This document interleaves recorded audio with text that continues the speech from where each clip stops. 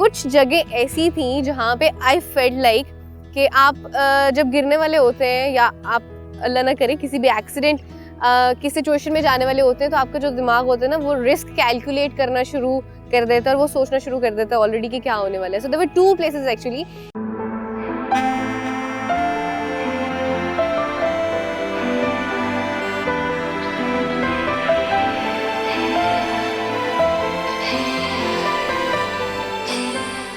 ये वो जगह है जहाँ पे मैंने आके बाइक की बहुत प्रैक्टिस की हुई है. तो पहले थोड़ा सा मैं आपको अपना जो बाइक का एक एक्सपीरियंस है वही थोड़ा सा डिस्कस करती चलती हूँ. सो बाइक का पहले थोड़ा सा वैसे बता दूँ कि कौन सी बाइक मैं चला रही हूँ. That is Suzuki GS 150cc.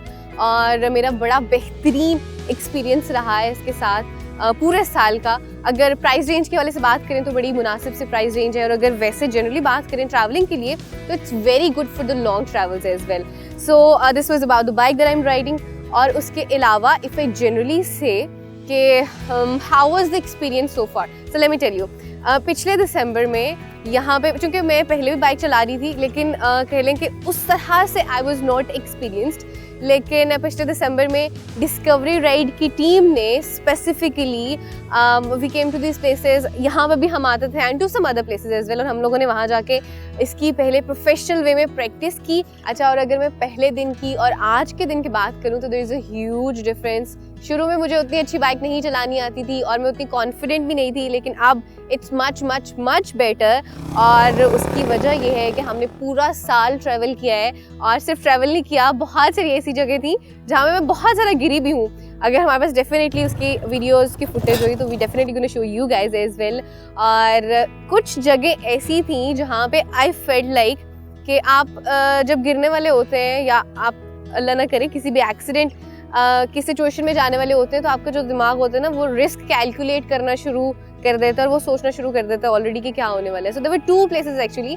एक अताबाद के करीब अताबाद लेक हुंजा, जब टनल क्रॉस कर रहे थे वहाँ पे दैट हैज़ हैपेंड, और एक रिसेंटली बीन टू खुशाब.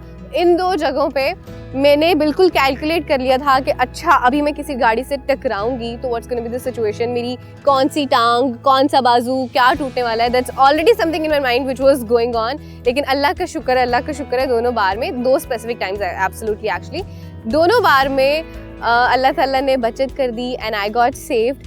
लेकिन ये है कि this is a part of journey, ये लाजमी होता है, दैट्स हाउ यू लर्न. बस उसका हल ये है कि आपने अपनी जो प्रिकॉशनरी मेजर्स हैं उनको आपने लाजमी लेना है. जैसे अगर हम अपने सेफ्टी गियर्स की बात करें तो उनको आपने जो है वो कंप्लीट रखना है. एल्बो पैड्स हैं या फिर आपके नी पैड्स हैं, या फिर उसके अलावा आपका हेलमेट है. Helmet is the main thing जो आपको बचा लेता है. तो उसके अलावा वैसे भी आपने बड़े एहतियात से चलना होता है. जैसे मेरे साथ एक बार में क्या हुआ था कि मैं जब टनल में जा रही थी तो मैं लाइट्स ऑन करी थी, तो लाइट ऑन करने के चक्कर में मेरा थोड़ा सा फोकस हटा और सामने से गाड़ी आ गई और उसने हॉर्न इतने जोर का बजाया कि मैं खुद भी थोड़ा सा डर गई और उसकी वजह से डिसबैलेंस हुई और डायरेक्शन मेरी चेंज होगी. लेकिन थैंक्स टू दीज शूज़ जिन्होंने बचत करा दी. Actually shoes plays a major role. तो आपने बूट्स जो है ना वो भी प्रॉपर बाइकिंग के लिए पहने. अक्सर आपने देखा होगा कि मैंने स्नीकर्स भी पहने होते हैं, और मैं ट्रेनर्स में भी जो है वो बाइक चला लेती हूँ. तो उसकी एक रीज़न ये भी होती है कि मेरे साथ पूरी टीम होती है एक्चुअली.